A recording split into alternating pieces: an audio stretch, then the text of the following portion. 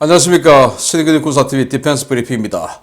자, 요즘 러시아군 보면, 야, 이거 이 군기강이라는 게 이렇게 중요하구나, 라는 걸 우리가 느낄 수 있지 않습니까? 아무리 외형적으로 세계 랭킹 2위다. 이래도 군기강, 그리고 그들 간의 전후에 뭐 이런 게 갖춰져 있지 않으면 전쟁에서 모래성처럼 무너진다, 라는 걸 볼 수 있는데, 그렇게 해서 이 전쟁으로 전 세계를 한때 석권했던 나라, 영국 같은 경우에 당연히 그런 군기강 문화가 아주 투철하게 뿌리박혀 있을 텐데, 영국이 정말 황당한 기강회의 사건으로 어마어마한 절도 사건이 군에서 발생했는데 한번 보겠고요. 그리고 러시아가 그들이 자랑하는 최신 전폭기가 우크라이나가 가지고 있던 60년 된 완전히 구형 미사일에 맞아서 격추가 되는데, 이 미사일 북한도 다량으로 가지고 있는데요. 어떤 상황인지, 정말 러시아 무기는 까보런지, 그런데 또 쏜 무기도 소련제 무기인데 한번 보겠습니다. 핵연료와 핵무기를 운용하는 영국 해군 3대 작전기지 중의 하나로 영국군 최고의 보안을 자랑하는 곳으로 알려졌던 곳이 좀도둑에게 털렸다는 소식입니다. 이 강큰 도둑들은 해군기지 내부로 배를 몰고 와서 대형 상륙함을 털었는데요. 영국군 기강 정말 엉망인 것 같습니다. 영국 잉글랜드 남부 플리머스에 소재한 영국 해군 3대 작전기지 중의 하나인 데번포트에서 사상 초유의 절도 사건이 발생해 영국 국방부가 발칵 뒤집혔다고 영국 현지 IBC 뉴스가 4월 10일 보도했습니다. 지난주에 발생한 것으로 알려진 이 절도 사건은 기지에서 개장 공사 중에 있던 알비온급 상륙함 불워크함에서 일어났는데요. 이들은 시동을 끈 채 정박 중인 함정에 외부 전원을 연결해주는 전원 공급선을 가장해 기지로 들어와 몇 주 동안 상륙함에서 기름을 빼돌렸습니다. 피해를 당한 불워크함은 만재 배수량 21,500톤 규모의 알비온급 상륙함인데요. 이들은 옐로탱크에서 지난 몇 주 동안 무려 25만 파운드, 한화 4억 원어치의 경유가 사라졌음에도 불구하고 개장 공사 기간 중에 선내 병력이 탑승하지 않고 있어서 연료 도난 사실을 전혀 인지하지 못했던 것으로 전해졌습니다. 이 황당한 절도 사건을 적발하고 범인을 잡은 것은 해군이 아닌 민간 경비 용역업체 직원이었는데요. 기지 순찰을 돌던 이 직원은 매일 밤 불워크함에 바짝 붙어 장시간 멈춰서 있던 이 배를 수상히 여겼고, 불시에 이 배를 덮쳐 연료 도난이 이루어지던 현장을 잡았습니다.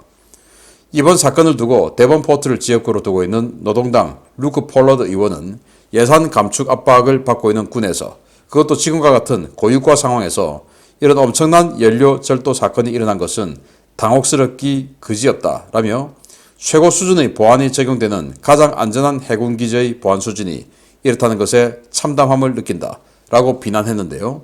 정말 어떻게 하면 이런 황당한 사건이 발생할 수 있는지 영국군의 기강회의가 정말 심각하다는 우려가 쏟아지고 있습니다. 야, 바다를 통해서 세계를 지배했던 영국. 당연히 이 바다, 그리고 이 해군 문화는 세계 최고겠죠. 지금 뭐 우리 한국 해군이 하고 있는 그런 뭐 함장 문화 중심의 문화라든지 모든 것이 사실은 영국 해군에서 출발한 거예요. 영국 해군에서 출발해서 그게 미 해군에 정착을 했고, 우리는 이제 미군으로부터 해군을 양성받았으니까 당연히 그 미 해군의 문화가 들어왔는데 그 뿌리는 영국 해군이죠. 그래서 그런 그 전 세계 해군 문화의 선구 자라할 수 있는 영국 해군이 어떻게 이런 황당한 기지 방어 시스템을 가질 수 있는지 정말 말이 안 돼요. 자, 25,000톤급 LPD인데요. 뒤에 이제 도크가 있고, 그래서 미국의 샌안토니오급 상륙함 같은 그런 겁니다. 영국 해군이 두 척을 가지고 있는 건데, 뭐 2010년대 건조됐으니까 비교적 3배죠. 완전 3배인데 이거 이제 수리하러 들어와서 수리를 하면서 당연히 내부에 있는 승조원은 다 빠지고 수리를 하는데, 그러면 시동을 걸지 않기 때문에 전원 공급이 안 되니까 전원 공급선이라고 들어와가지고 여기 붙어서 매일 기름을 빼간 겁니다. 그걸 일주일간. 자, 이 기지를 한번 보시겠습니다. 이 기지가 얼마나 보안이 철저한 곳인가 하면은 지금 밖에 이렇게 군수지원함, 군함 이렇게 전투함되어 있죠. 그런데 여기 관문이 하나 있습니다. 이 관문을 통과해서 들어가야만이 여기 있는 이 수리 장비, 그리고 여기는 핵무장도 탑재하는 이 아스투드급 잠수함도 있죠. 그래서 핵을 관리하기 때문에 정말 1급 보안 시설인데, 그러다 보니까 바다임에도 불구하고 관문을 설치해 놓고 이 관문을 통과를 해야만 여기에 들어갈 수 있어요. 그럼 당연히 제 생각에는 이 관문을 통과할 때, 자, 뭐하러 왔어? 전원 공급하러 왔어. 그러면 이들이 온다고 한 사람들 몇 명이야? 몇 명? 자, 보자. 맞는지 아닌지. 다 검사하고 그러고 나서 보내줄 거 아니겠습니까? 그런데 이 배가 그런 절차를 거쳤는지 알 수 없이 여기 들어와 가지고 여기에서 엉뚱한 짓거리 일주일 동안 기름을 4권어치나 빼갔다 이거예요. 핵을 관리하는 곳에서. 정말 놀라운 일인데 이건 뭐 비단 그 영국군 전체가 다 이렇다뿐만 아니고 그냥 뭐 일부분일 테지만 우리나라는 이러지 않을까. 러시아군은 정말 뭐 세계에서 가장 강력한 군대일 줄 알았는데 군기라고는 전혀 찾아볼 수 없는 이런 황당한 능력을 지금 보여주고 있는데 우리나라도 진짜 이 군기강이라고 하는 거 이거를 한번 다시 되짚어 봐야 되겠다라는 것을 선진 군대 중에 하나인 영국군의 이런 황당한 절도 사건을 보고 이렇게 관문까지 만들어 온 이 중요한 시설에 핵을 담당한 시설에 저렇게 아무 비추 인가도 없는 배가 마구잡이로 들어가서 기름을 빼온다. 참 기가 차죠. 그리고 그 기름을 일주일 동안 빼가는 것도 여기 있는 군인들이 얼마나 많겠습니까? 아무도 관심 안 가지고 뭐 내 일 아니니까. 그런데 경비 용역업체 민간인이 지나가다가 아니 지금 분명히 이 전원 공급 그 공사는 끝났는데 그런데도 배가 붙어 있네. 쟤 뭐야? 그리고는 이제 수사하기 위해서 덮쳤는데 기름 빼고 있는 것을 현장 적발했다라는 거예요. 그래서 민간인보다 못한 군인 이래서야 되겠습니까? 영국군 정신 차리기 바라고 우리도 반면교사를 삼아서 정말 정신 차리는 군대가 되기를 바랍니다. 자, 세계에서 제일 막장을 달리고 있는 군대 보겠습니다. 러시아가 자랑하는 최신 전투 폭격기 수호이 34가 우크라이나군의 구식 방공 시스템에 격추됐다는 소식입니다. 카탈로그 데이터로는 최강인데 어떻게 이런 구식 미사일에 당할 수 있는지 모르겠습니다. 우크라이나 남부 미콜라이오에서 헤르손 방면으로 공세를 펴고 있는 우크라이나군을 제지하기 위해 러시아가 투입한 수호이 34 전폭기가 현지 시각 4월 10일 오후 헤르손과 미콜라이오 사이의 공역에서 격추되었다고 복수의 오신트 소식통들이 현지 시각 4월 10일 전해왔습니다.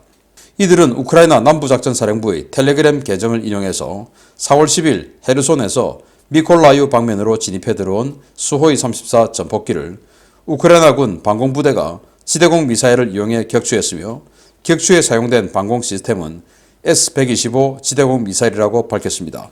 1960년대 초반에 배치되어 북한군도 다수 운영하고 있는 S-125 방공 시스템은 나토 코드 SA-3 고화로 잘 알려져 있는데요. 과거 우리 군도 우크라이나에서 한 세트를 구입해 전자전 훈련 및 전술 개발용으로 사용 중인 너무나 익숙한 무기입니다. 이 미사일은 최대 35km의 사거리와 18km의 요격 고도를 갖춘 지령 유도 방식의 구식 미사일인데요. 지난 1999년 3월 코소보 공습 작전 당시에 F-117 스텔스 전투기를 격추시켜 유명세를 탔던 바로 그 미사일입니다. 이번에 격추된 수호이 34 전폭기는 러시아가 자랑하는 SAP-518 전자전 시스템을 윙팁에 장착하고 S-125를 비롯한 서방 측의 주요 미사일에 대한 제밍 능력을 갖추고 있는 것으로 알려졌는데요. 자신들이 60년 전에 개발한 구형 방공 장비에 속절없이 격추당하는 것을 보면 무기가 문제인지 쓰는 사람이 문제인지 정말 헷갈립니다. 수호이 34, 수호이 27 플랭커 시리즈 중에서 폭격용으로 개조 개량한 모델이 바로 수호이 34죠. 보시다시피 이 기수가 아주 뚱뚱합니다.